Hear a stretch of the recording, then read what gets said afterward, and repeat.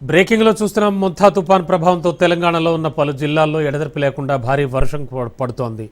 దీంతో హన్మకొండ, వరంగల్, మహబూబాబాద్, జనగాం, సిద్దిపేట, యాదాద్రి, భువనగిరి జిల్లాల్లో అత్యంత భారీ వర్షాలు కురిసే అవకాశం ఉందని హైదరాబాద్ వాతావరణ కేంద్రం తాజాగా రెడ్ అలర్ట్ జారీ చేసింది. ఆదిలాబాద్, నిర్మల్, సూర్యాపేట, జగిత్యాల్, మంచిర్యాల్, రాజన్న సిరిసిల్ల, కరీంనగర్, పెద్దపల్లి, జయశంకర్, భూపాలపల్లి జిల్లాలకు ఆరెంజ్ హెచ్చరికలు జారీ చేశారు.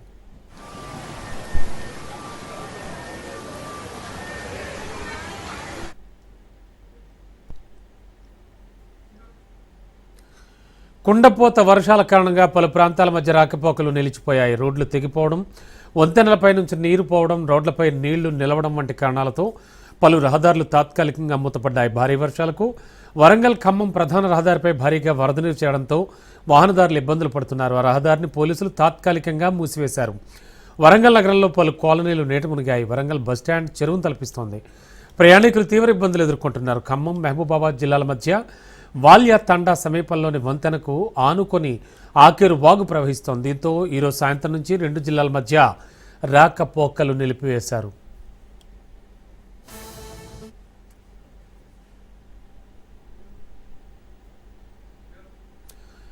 భారీ వర్షాల నేపథ్యంలో కరీంనగర్, ఖమ్మం, వరంగల్లో స్కూల్స్కి ప్రభుత్వం సెలవులు ప్రకటించింది.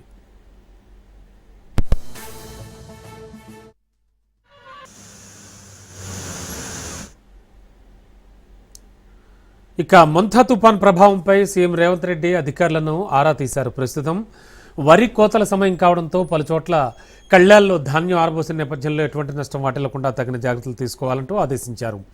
తుఫాన్ ప్రభావం రాష్ట్రంలో ప్రస్తుత పరిస్థితులపై అధికారులతో సీఎం రేవంత్ రెడ్డి అత్యవసర సమావేశం నిర్వహించారు. తీసుకోవాల్సిన ముందస్తు చర్యలపై అధికారులకు పలు కీలక సూచనలు చేశారు.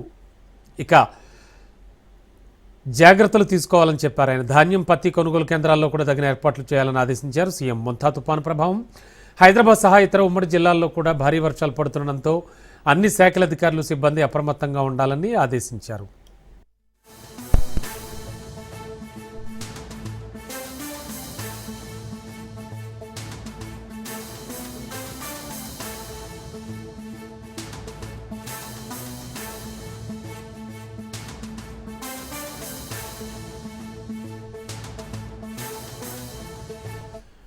ఇక తెలుగు రాష్ట్రాల్లో మొంతా తుఫాన్ చాలా ప్రాంతాలపై ప్రభావం చూపిస్తోంది. మరోవైపు మొంతా ప్రభావంతో తెలంగాణ వ్యాప్తంగా కూడా భారీ వర్షాలు పడుతున్నాయి. మొంతా తుఫాన్ దాటికి ఉమ్మడి వరంగల్ జిల్లా పరిధిలో కుండపోత వర్షాలు జోరందుకున్నాయి. దీని కారణంగానే హన్మకొండలో రోడ్లన్నీ జలమయమయ్యాయి. రోడ్లు చెరువులు తలపిస్తున్నాయి. హన్మకొండ జవహర్లాల్ నెహ్రూ స్టేడియం ఎదురుగా రోడ్డు మొత్తం వరద నీటితో నిండిపోయింది. జనగామ, మహబూబాబాద్, హన్మకొండ, వరంగల్ జిల్లాల్లో అతి భారీ వర్షాలు మొదలయ్యాయి.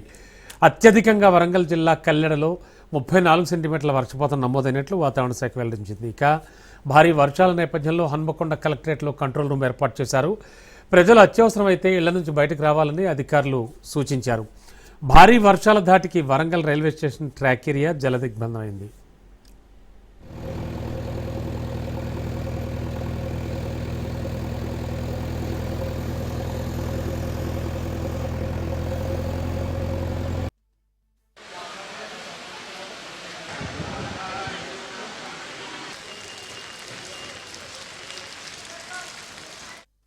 ఉమ్మడి కరీంనగర్ జిల్లా వ్యాప్తంగా ఉదయం నుంచి ఎడతెరిపి లేకుండా వర్షాలు కురుస్తున్నాయి. సిరిసిల్ల, పెద్దపల్లి, జగిత్యాలలోనూ భారీ వర్షంతో ప్రజలు ఇబ్బందులు పడుతున్నారు. భారీ వర్షాల నేపథ్యంలో ప్రజలు అప్రమత్తంగా ఉండాలని 4 జిల్లాల కలెక్టర్లు ఆదేశాలు జారీ చేశారు. టోల్ ఫ్రీ నెంబర్ ఏర్పాటు చేయడమే కాకుండా అధికారులకు పలు సూచనలు ఇచ్చారు. కొనుగోలు కేంద్రాల్లో ధాన్యం తడవకుండా చూసుకోవాలన్నారు. వరి కోతలు మొదలు పెట్టని రైతులు 3 రోజులు వాయిదా వేసుకోవాలని సూచించారు. ప్రాజెక్టులు, పరిసర ప్రాంతాల్లో ఇబ్బందులు కలగకుండా ముందస్తు ఏర్పాట్లు చేయాలని అధికారులను ఆదేశించారు. ప్రాణ, ఆస్తి నష్టం వాటిల్లకుండా జాగ్రత్తలు తీసుకోవాలని జిల్లాల కలెక్టర్లు ఆదేశాలు జారీ చేశారు. హుజూరాబాద్లోని కాకతీయ కాలనీ, బుడగజంగాల కాలనీ, మామిళ్లవాడ, సూపర్ బజార్ రోడ్లోని ఇళ్లలో వర్షపు నీరు చేరింది. స్థానికులు ఇబ్బందులు పడుతున్నారు. మరోవైపు తుఫాన్ నేపథ్యంలో 2 రోజుల పాటు భారీ నుంచి అతి భారీ వర్షాలు కురిసే అవకాశం ఉందని ప్రజలంతా అప్రమత్తంగా ఉండాలని వాతావరణ శాఖ సూచించింది.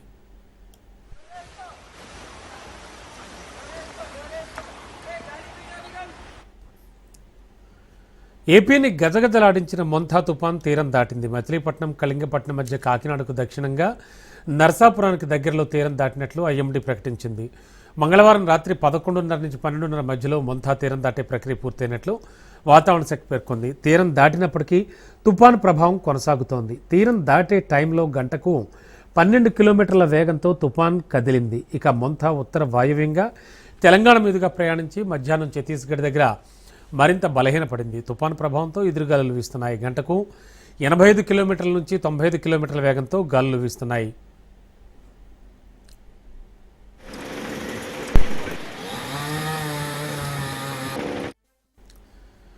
మొంతా తుఫాను ప్రభావంతో శ్రీకాకుళం నుంచి తిరుపతి వరకు ఎదురుగాలులు వీస్తున్నాయి. భారీ వర్షాలు కురుస్తున్నాయి. 22 జిల్లాల్లోని 403 మండలాలపై తుఫాను ప్రభావం ఉంది. 1204 పునరావాస కేంద్రాలు ప్రభుత్వం ఏర్పాటు చేసింది. ఇక 75,802 మందిని తరలించింది. వారికి అక్కడ ఆహారం, ఇతర సౌకర్యాలు కల్పించింది.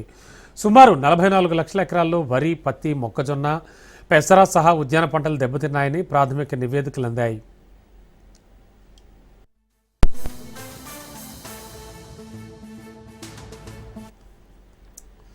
తుఫాన్ ప్రభావంతో ఉదయం నుంచే తీరంలో అలల తీవ్రత పెరిగింది. అధిక వేగంతో ఈదురుగాలులు వీయడంతో ఉమ్మడి తూర్పుగోదావరి, కృష్ణా, విశాఖపట్నం జిల్లాల్లో వందల చెట్లు నేలకూలాయి. సహాయక చర్యలో నిమగ్నమైన యంత్రాంగం వాటిని ఎప్పటికప్పుడు తొలగించి రాకపోకలకు ఇబ్బంది లేకుండా చూస్తోంది. విద్యుత్ స్తంభాలు విరిగిపడే చోట సాధ్యమైనంత వరకు వెంటనే పునరుద్ధరించారు. తీర ప్రాంతాల్లోని జాతీయ రహదారులపై వాహనాల రాకపోకలు నిలిపివేశారు. ఉమ్మడి తూర్పుగోదావరి జిల్లాలోని మామిడికుదురు మండలం మాకనపాలెంలో తాడి చెట్టు విరిగిపడి ఒక మహిళ మృతి చెందారు. కృష్ణా జిల్లా కృత్తివెనిలో కొబ్బరి చెట్టు పడి ఒకరికి తీవ్ర గాయమైంది. ప్రకాశం జిల్లా ఒంగోలు సమీపంలోని ఎర్రజెర్ల వెంగముక్కలపాలెం వాగులో కారు కొట్టుకుపోయింది.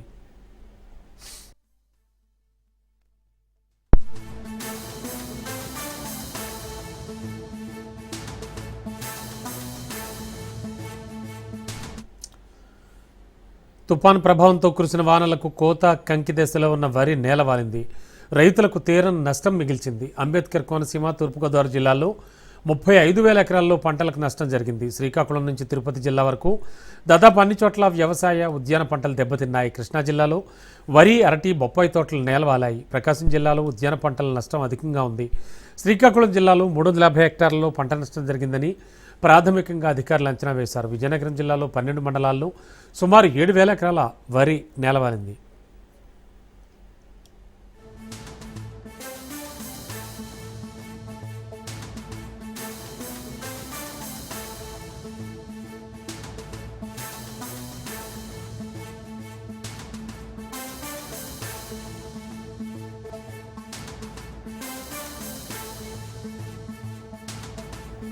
గుంటూరు, బాపట్ల, పల్నాడు జిల్లాల్లో తీత దశలో ఉన్న పత్తి వర్షాలకు తడిసిపోయింది. ఈయన దశ నుంచి గింజ పాలు పోసుకునేటువంటి దశలో ఉన్న వరి భారీ గాలులకు నేలవాలింది. వాగుల వెంబడి ఉన్న మిరప నీట మునిగింది. కంకి దశలో ఉన్న మొక్కజొన్న, పూత దశలో ఉన్న కంది, కోత దశలో ఉన్న వేరుశనగ, అపరాలు వర్షాలకు దెబ్బతిన్నాయి. అరటి, కంద, బొప్పాయి గాలుల తీవ్రతకు ధ్వంసమయ్యాయి.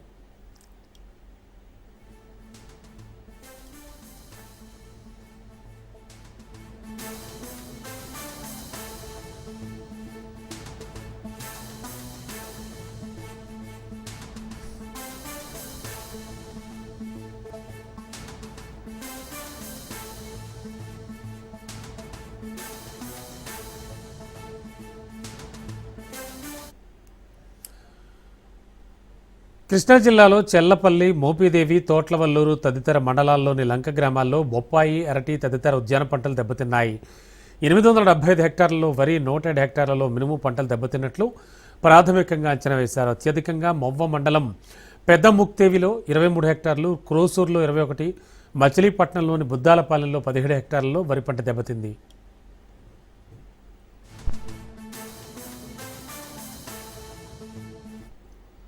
తుపాను ప్రభావిత ప్రాంతాల్లో ఏరియల్ సర్వే నిర్వహించారు. అనంతరం రోడ్డు మార్గంలో వెళ్లి అంబేద్కర్ కోనసీమ జిల్లా అల్లవరం మండలం ఓడలరేవులో పునరావాస కేంద్రాన్ని పరిశీలించి తుపాను బాధితులను పరామర్శించారు ఏపీ సీఎం చంద్రబాబు నాయుడు. మొంతా తుపాన్ పెను విపత్తని, రాష్ట్రానికి తీవ్రమైన నష్టం జరిగిందని ఏపీ ముఖ్యమంత్రి చంద్రబాబు అన్నారు. బాధితులకు నిత్యావసరాలు, పరిహారం అందించారు. మొంతా తుపానుపై ముందుగానే ప్రణాళిక సిద్ధం చేసుకున్నామన్నారు. గతంలో తుపాన్ల సమయంలో పనిచేసిన అనుభవం ఉందన్నారు. ముందుగా జాగ్రత్తలు తీసుకుని ప్రాణ నష్టం లేకుండా చేశామన్నారు. ఆస్తి నష్టం కూడా చాలా వరకు తగ్గేలా చర్యలు తీసుకున్నామన్నారు.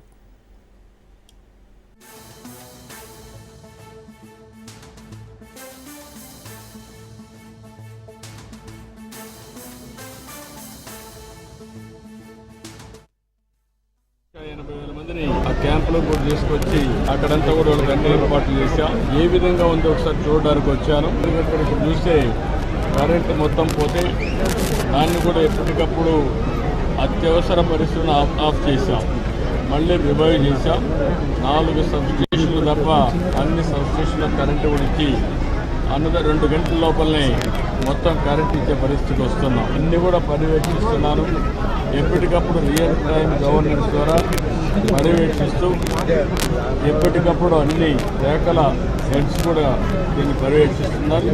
కలెక్టర్ సమర్థవంతంగా పనిచేస్తున్నారు. చాలా తుఫాన్లు చూశారు, చాలా సంక్షోభాలు చూశారు. కానీ ఈసారి మాత్రం జిల్లా యంత్రాంగం, అదే మరి రాష్ట్రంలో ఉండే అధికార యంత్రాంగం, ప్రజాప్రతినిధులు కలిసి సమిష్టిగా పనిచేశారు. ప్రజలకు పెద్ద ఎత్తున ఉపయోగపడ్డారు. రెస్క్యూ కూడా మీరు చూస్తే ఇద్దరు తప్ప ఇక్కడ ఎక్కడ చనిపోయే పరిస్థితి లేకుండా మనం కాపాడుకోగలిగాం. వరి పంట కొంతవరకు దెబ్బతినింది, హార్టికల్చర్ పంట కొంత దెబ్బతినింది. కొన్ని జిల్లాల్లో విపరీతంగా వర్షాలు పడ్డాయి. ఈరోజు నెల్లూరు, ప్రకాశం, బాపట్ల దగ్గర పరచూరు ఆ ఏరియాలో నేను ఏరియల్ సర్వేలు చూశాను. ఎక్కువ నీటితో మొత్తం కూడా ముంపుకు గురైంది. అయితే అన్నీ కూడా ఎన్యూమరేట్ చేస్తాం. కొంత నష్టం జరిగింది, అందరూ స్పందించారు. మనం కూడా జాగ్రత్తలు తీసుకున్నాం. ఇక్కడ ఆస్తి నష్టం ఎంతుందో దానిపైన రిపోర్ట్ ఇస్తాం. ఆ రిపోర్ట్ ప్రకారం ఇక ఏపీ సీఎం చంద్రబాబు నాయుడు తుపాను ప్రభావిత ప్రాంతాల్లో ఏరియల్ సర్వే అనంతరం సచివాలయానికి చేరుకుని ఆర్టీజీఎస్ ద్వారా ప్రభావిత ప్రాంతాల పరిస్థితిని సమీక్షించారు. సహాయక చర్యలు ఏ విధంగా కొనసాగుతున్నాయో అధికారులను అడిగి తెలుసుకున్నారు. విద్యుత్ సరఫరా, రహదారుల పునరుద్ధరణ తక్షణం జరగాలని స్పష్టం చేశారు. ఎక్కడ వర్షపు నీరు నిలిచిపోకుండా డ్రైనేజీలను పటిష్టపరచాలని, పారిశుద్ధ్య పనులు ముమ్మరం చేయాలని ఆదేశించారు. పునరావాస కేంద్రాల్లోని కుటుంబాలకు బియ్యం, నిత్యావసరాల పంపిణీ వేగంగా చేయాలని అధికారులకు తెలిపారు. రాష్ట్రంలో 1209 పునరావాస కేంద్రాలు ఏర్పాటు చేస్తున్నట్లు సీఎం తెలిపారు. 18 లక్షల మందిపై తుపాన్ ప్రభావం చూపించిందని అధికారులు తెలియజేశారు.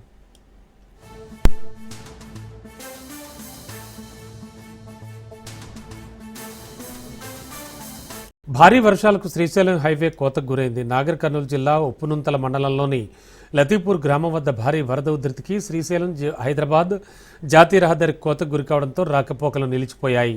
అచ్చంపేట నియోజకవర్గం జలదిగ్బంధంలో చిక్కుకుంది. శ్రీశైలం హైదరాబాద్ నేషనల్ హైవే 765 రహదారి కోతకు గురికావడంతో రాకపోకలు పూర్తిగా నిలిచిపోయాయి.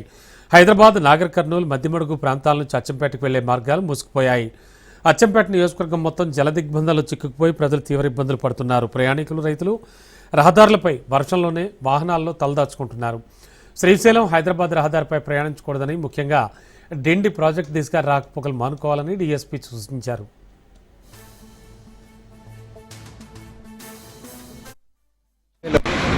హైవేపై 760 నెంబర్ జాతీయ రహదారిపై ఇండి దాటిన తర్వాత 2 బ్రిడ్జెస్ ఉన్నాయి. ఈ బ్రిడ్జెస్ దగ్గర ఈ రాత్రి నుంచి ఇప్పుడు ఉదయం వరకు కురిసిన వర్షాల వల్ల ఈ బ్రిడ్జ్ల మీద నుంచి వాటర్ ఓవర్ఫ్లో అవుతున్నది.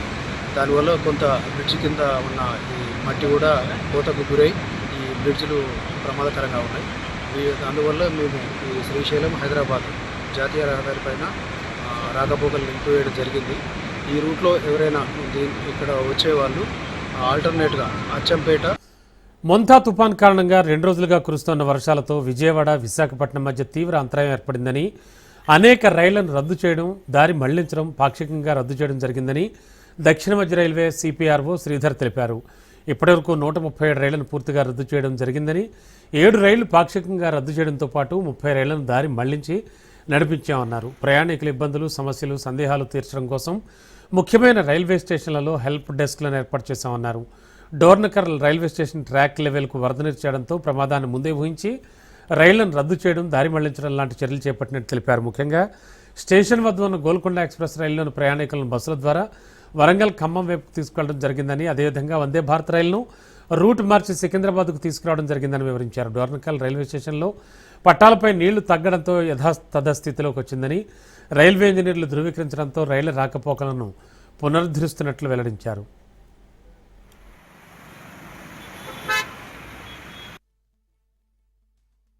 మొంత మోంతా తుఫాను నేపథ్యంలో నిన్నటి నుంచి ఇవాల్టి వరకు రైల్వేస్ లో చాలా చోట్ల ట్రాఫిక్ కి అంతరాయం కలిగింది. ముఖ్యంగా విజయవాడ వైజాగ్ రూట్ లో నడపాల్సిన చాలా బళ్ళని క్యాన్సిలేషన్ చేయడం గానీ డైవర్ట్ చేయడం గానీ జరిగింది. ఇలా నిన్నటి నుంచి ఇప్పటి వరకు దాదాపు 137 ట్రైన్స్ ని ఫుల్ క్యాన్సిల్ చేయడం జరిగింది. అలాగే ఒక 7 ట్రైన్స్ ని పార్షియల్ గా క్యాన్సిలేషన్ ఇవ్వడం జరిగింది. దాదాపు 30 ట్రైన్స్ ని దారి మళ్లించి డైవర్షన్ కూడా చేయడం జరిగింది. సో నిన్నటి నుంచి ఇప్పటి వరకు ఇలా చాలా ట్రైన్స్ ని రెగ్యులేట్ చేయడము, డైవర్ట్ చేయడం, క్యాన్సిలేషన్ చేయడం జరిగింది. అయితే ప్రయాణికులకు ఏమాత్రం ఇబ్బంది కలగకుండా ఈ సందర్భంగా రైల్వే చాలా ఏర్పాట్లు చేయడం జరిగింది. ముఖ్యంగా important railway station Secunderabad, Vijayawada ఇలా ఇంపార్టెంట్ స్టేషన్స్ అన్నిట్లో కూడా హెల్ప్ డెస్క్ పెట్టేసి ప్రయాణికులకి అక్కడ ఏదైనా సమస్య వచ్చినా, డౌట్స్ ఉన్నా కూడా తీర్చేందుకు కూడా అవకాశం ఉంటుంది. చాలా మంది ప్రయాణికులకి ట్రైన్ ఫుల్ క్యాన్సిలేషన్ అవ్వడం వల్ల రీఫండ్కు సంబంధించిన సమస్యలు, ఇష్యూస్ ఉన్నా కూడా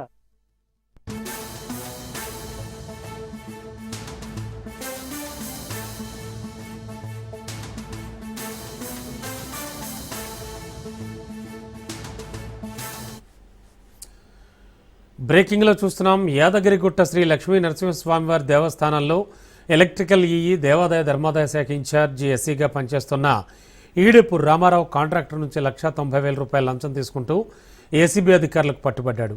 దేవాదాయ శాఖ చరిత్రలో ఎస్సీ స్థాయి అధికారి, గుట్ట దేవస్థానంలో ఈ స్థాయి అధికారి ఏసీబీకి పట్టుబడ్డం ఇదే ప్రథమం. గత కొన్నేళ్లుగా రామారావుపై అవినీతి ఆరోపణలు పెద్ద ఎత్తున రావడం సర్వసాధారణమైపోయింది. ఉప్పల్లో ట్రాప్ తర్వాత రామారావును యాదగిరిగుట్ట శ్రీ లక్ష్మీ నరసింహస్వామి దేవస్థానంలోని ప్రధాన కార్యాలయానికి తీసుకొచ్చారు. ఇటీవల రామారావు చేసిన సంతకాలు, తీసుకున్న ప్రాధాన్యత కలిగిన అంశాలు, ఎవరెవరికి మేలు చేసే చర్యలు తీసుకున్నారు తదితర వివరాలను ఆరా తీస్తూ సోదాలు చేస్తున్నారు.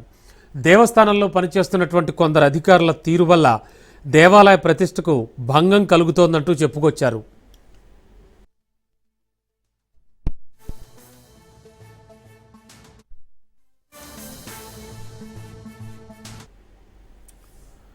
ఇక దేవాలయ ప్రతిష్టకు భంగం వాటిల్లుతోందని, ఇటువంటి వాటి వల్ల తమ మనోభావాలు దెబ్బ తింటున్నాయని భక్తులు ఆవేదన వ్యక్తం చేస్తున్న విషయాలను రాజ్ న్యూస్ ఆల్రెడీ ప్రసారం చేసింది. ఇదే సమయంలో ఎలాంటి టెండర్ ప్రక్రియ లేకుండా ఎల్ఈడి స్క్రీన్లపై వాణిజ్య ప్రకటనలు ప్రసారం చేసిన విషయాలను ఆధారాలతో సహా బయటపెట్టింది. దేవాలయ నిధులతో కరెంటు బిల్లులు చెల్లిస్తూ ఓ ప్రైవేట్ కాంట్రాక్టర్కు లాభం చేకూర్చే విధంగా ఆలయానికి చెందిన అధికారులు సహకరించారనే విషయాన్ని బట్టబయలు చేసింది. తాజాగా ఏసీబీ అధికారులు రంగప్రవేశం చేసి ఆలయ ఏఈపై దాడులు చేశారు.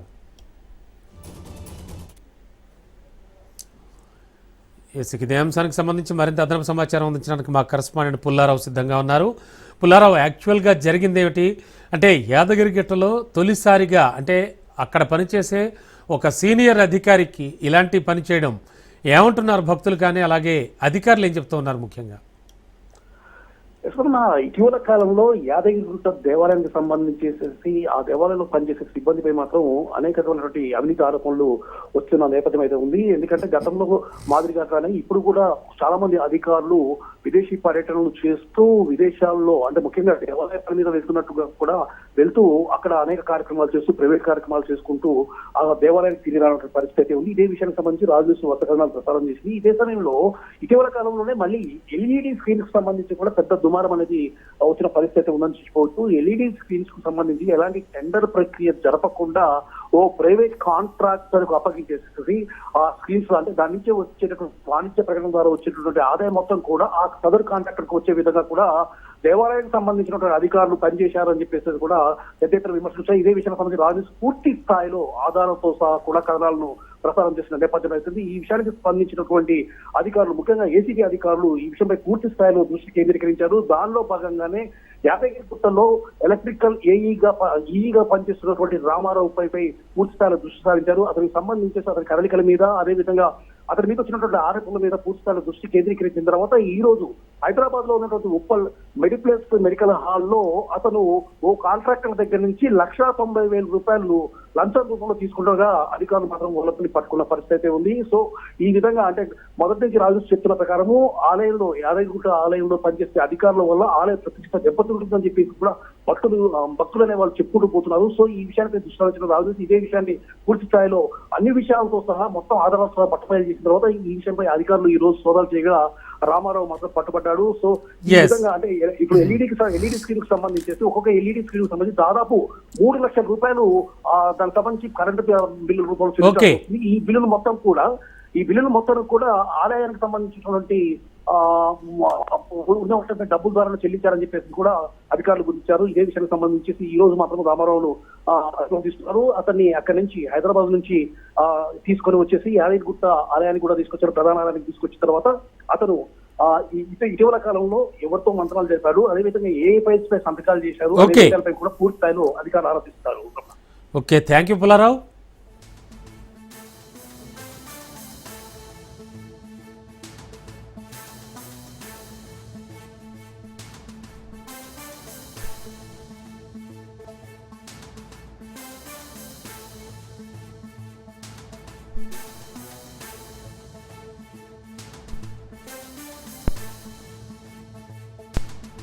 AP CM Chandrababu London tour ఖరారైంది. నవంబర్ 2 నుంచి సీఎం చంద్రబాబు లండన్లో పర్యటిస్తారు. విశాఖలో జరగనున్న పార్ట్నర్షిప్ సమ్మిట్కు పారిశ్రామికవేత్తలను సీఎం చంద్రబాబు ఆహ్వానించనున్నారు. లండన్లో రోడ్ షోతో పాటు సిఐఏ సమావేశంలో చంద్రబాబు పాల్గొంటారు. నవంబర్ 6న అమరావతికి సీఎం చంద్రబాబు తిరిగి వస్తారు.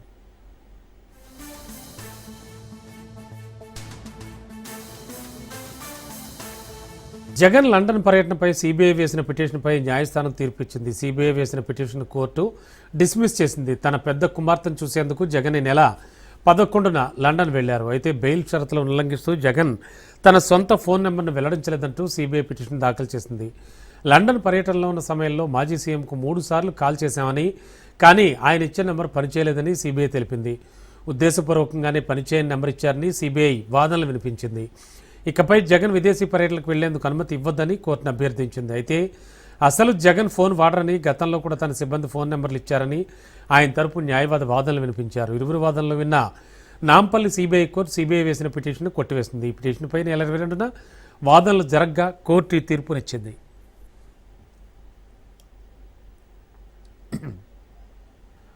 ఆర్భాటాలు లేకుండా తుఫాన్ బాధిత ప్రజలకు సహాయక చర్యలు చేపట్టాలన్నారు మాజీ మంత్రి విడదల రజని.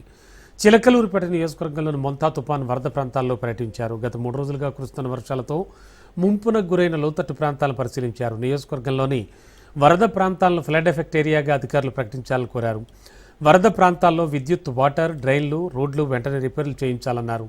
తుఫాను వస్తుందని అధికారులకు 10 రోజుల ముందు తెలిసినా చర్యలు చేపట్టలేదని ప్రశ్నించిన విడుదల రజని సీఎం చంద్రబాబు చేపడుతున్న సహాయక చర్యల్లో రియాలిటీ లేదని విమర్శించారు.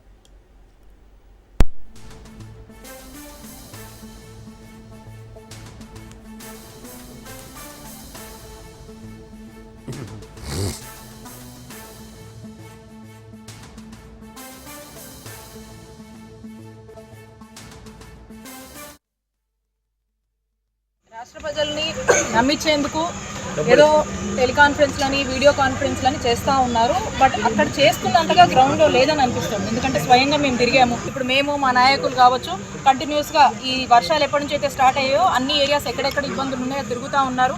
అక్కడికి వెళ్ళి వాళ్ళకి కావాల్సినటువంటి ఫుడ్ కావచ్చు, డ్రింకింగ్ వాటర్ కావచ్చు, లేదు షెల్టర్ గురించి ఎవరైనా అడిగితే కూడా వాళ్ళకు కూడా ఏదో ఒకటి చేస్తామని చెప్పి ఒక భరోసా ఇవ్వడం కానీ వాళ్ళకి సంబంధించినటువంటి సమాచారాన్ని కంటిన్యూస్గా మా ఆఫీస్కి కన్వే చేస్తూ ఉన్నారు. ఇప్పుడు మేము డైరెక్ట్గా వచ్చి క్షేత్రస్థాయిలో తిరిగితే చాలా ప్రాబ్లమ్స్ ఉన్నాయి. ఎవరు కూడా ఇంత ఇబ్బంది ఉంటుందని చెప్పేసి చెప్పినటువంటి పరిస్థితులు లేదు. 2 ఆల్టర్నేట్గా ఏం చేయాలి? చాలా మంది ఏదో షెల్టర్స్ అంటున్నారు. ఆ షెల్టర్ ప్లేస్లో కూడా ఏం ఫెసిలిటీస్ లేవు. జస్ట్ ఆ స్కూల్లో ఉండండి లేదా అక్కడ ఉండండి అని చెప్తున్నారు. అక్కడ పట్టించుకున్న వాళ్ళు లేరు. కాబట్టి చాలా మంది కూడా రిలేటివ్స్ ఇంటికి వెళ్ళడమో, లేదా ఇక్కడ ఇలాంటి సిచ్యువేషన్ ఉన్నా ఇంటి ముందు నీళ్లు ఉన్నా కూడా ఇంటి బయట ఆ వ్యక్తులు ఉండి బంధువులు ఇంటికో ఎక్కడికో పంపిస్తున్నటువంటి పరిస్థితి. కాబట్టి వీళ్ళని ఆదుకోండి. ఇమీడియట్గా వాళ్ళకి కావాల్సినటువంటి మినిమం ఫెసిలిటీస్ ఇవ్వండి, ఫుడ్ ఇవ్వండి, వాటర్ ఇవ్వండి. వాళ్ళకి ఆ షెల్టర్ క్యాంప్స్ ఏవైతే ఉన్నాయో అక్కడ కూడా కొంచెం జాగ్రత్తగా చూడండి. అండ్ వాళ్ళకు సంబంధించినటువంటి ఏవైనా కాంపెన్సేషన్స్ గవర్నమెంట్ నుంచి ఉంటాయో, ఇందాక చెప్పాను ఎన్యూమరేషన్స్ గురించి కానీ ఎవరు మాట్లాడలేదు. వాటి గురించి మాట్లాడి తక్షణమే సంబంధించి కాస్త అమౌంట్ పెట్టి ఇమీడియట్గా ఆ కొద్దో గొప్ప ఖర్చు ఏదైతే ఉందో ఆ ఖర్చు పెట్టి ఇమీడియట్గా వీళ్ళందరినీ కూడా ఆదుకునేటువంటి ప్రయత్నం చేయండి అని చెప్పి ఈ రాష్ట్ర ప్రభుత్వం మేము చెప్తా ఉన్నాము. ఆర్భాటాలు వద్దు. అనుకోని ఒక సిచ్యువేషన్, ఇలాంటి సిచ్యువేషన్లో ప్రజలు ఇబ్బంది పడుతున్నారు. ఆ ఇబ్బందుల్లోంచి ప్రభుత్వం. కాంగ్రెస్ సీనియర్ నాయకుడు మాజీ క్రికెటర్ మహమ్మద్ అజారుద్దీన్కు మంత్రి పదవి లభించినట్లు తెలుస్తోంది. ఈ నెల 31న తెలంగాణ మంత్రివర్గ విస్తరణ జరగనుందని, ఆయన మంత్రిగా ప్రమాణం చేస్తారని కాంగ్రెస్ పార్టీ వర్గాల్లో ప్రచారం జరుగుతోంది. మంత్రివర్గ విస్తరణకు పార్టీ అధిష్టానం నుంచి అనుమతి లభించినట్లు సమాచారం. తెలంగాణ మంత్రివర్గంలో 18 మందికి అవకాశం ఉండగా ప్రస్తుతం 15 మంది మంత్రులు మాత్రమే ఉన్నారు. మరో 3కి అవకాశం ఉంది. ఈ నేపథ్యంలో మైనార్టీ వర్గానికి చెందిన అజారుద్దీన్కు మంత్రిగా అవకాశం కల్పించనున్నట్లు తెలుస్తోంది. మంత్రివర్గంలో ముస్లిం మైనార్టీలకు ప్రాధాన్యం కల్పించాలని కాంగ్రెస్ అధిష్టానం భావిస్తోంది. అజారుద్దీన్ గత అసెంబ్లీ ఎన్నికల్లో జూబ్లీహిల్స్ నుంచి కాంగ్రెస్ తరఫున పోటీ చేసి ఓటమి పాలయ్యారు. ప్రస్తుతం ఉప ఎన్నికల్లో కూడా పోటీ చేసేందుకు ఆసక్తి చూపినప్పటికీ ఆయనకు ఎమ్మెల్సీ పదవిని ఇవ్వాలని కాంగ్రెస్ నిర్ణయం తీసుకుంది. గవర్నర్ కోటా కింద ఎమ్మెల్సీలుగా అజారుద్దీన్, కోదండరాంల పేర్లను ఎంపిక చేసి గవర్నర్ ఆమోదం కోసం పంపింది. గవర్నర్ ఇంకా ఆమోదం తెలపాల్సి ఉంది. అయినప్పటికీ అజారుద్దీన్ మంత్రిగా ప్రమాణ స్వీకారం చేయడానికి ఏఐసీసీ ఆమోదం తెలిపినట్లు సమాచారం.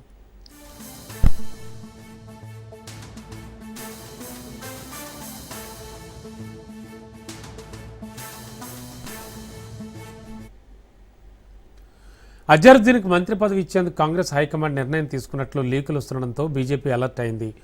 జూబ్లీహిల్స్ ఎన్నికపై ప్రభావం చూపించే విధంగా కాంగ్రెస్ పార్టీ నిర్ణయం ఉండడం, దానికి అనుగుణంగా గవర్నర్ కార్యాలయం నుంచి మంత్రివర్గ విస్తరణ గ్రీన్ సిగ్నల్ వస్తే బీజేపీ కేంద్ర ఎన్నికల కమిషన్ కలిసేందుకు నిర్ణయించుకుంది. 1-2 రోజుల్లో జరిగే పరిణామాల ఆధారంగా కేంద్ర ఎన్నికల కమిషన్ కలిసేందుకు గాను లీగల్ ఒపీనియన్ తీసుకుంటుంది. మంత్రివర్గ విస్తరణపై అధికార ప్రకటన వస్తే వెంటనే నిలువరించేందుకు ఆలోచిస్తోంది.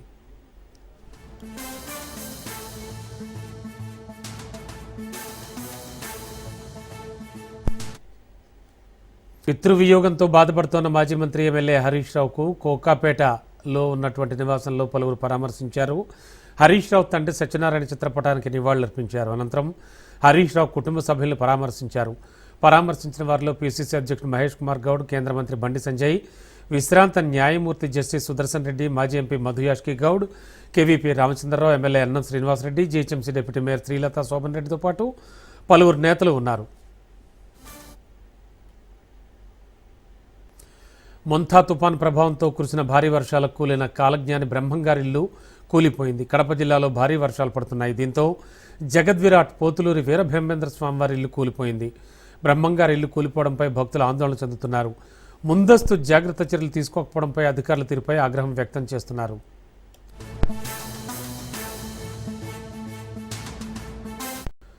తుఫాన్ ప్రభావంతో కాకినాడ జిల్లా కేంద్రంలో ఉన్న ఉప్పాడ సముద్ర తీర ప్రాంత ప్రజలు భయంతో గడుపుతున్నారు. తుఫాన్ ప్రభావం తగ్గిందని ఓ పక్క ప్రజలు ఊపిరి పీల్చుకుంటుంటే సముద్ర తీర ప్రాంత ప్రజలు మాత్రం వేట మొదలుపెట్టేశారు. తుఫాన్ సమయంలో అలల ఉద్ధృతికి ఒడ్డుకు బంగారం కొట్టుకొస్తుందనే వారి ఆశ. దీంతో తుఫాన్ తగ్గుముఖం పట్టిందనే సమాచారంతో అక్కడి ప్రజలు బంగారం కోసం పోటీ పడుతున్నారు.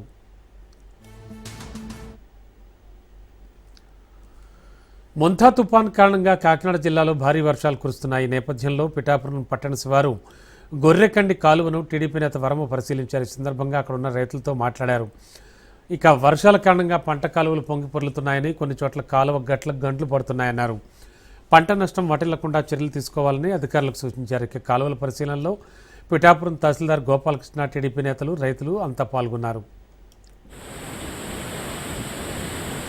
భారత ప్రధాని నరేంద్ర మోడీపై ట్రంప్ ప్రశంసలు కురిపించారు. మోడీ అంటే తనకెంతో గౌరవం ఉందని, మోడీ నాయకత్వం గురించి ప్రస్తావించారు. మోడీ మంచి వ్యక్తి అని చెబుతూనే మరోవైపు చాలా దృఢమైన వ్యక్తి అన్నారు. చాలామందికి ఆయన లాంటి తండ్రి ఉండాలని కోరుకుంటారని, ఆయన బలమైన నాయకుడని ప్రశంసలు గుప్పించారు.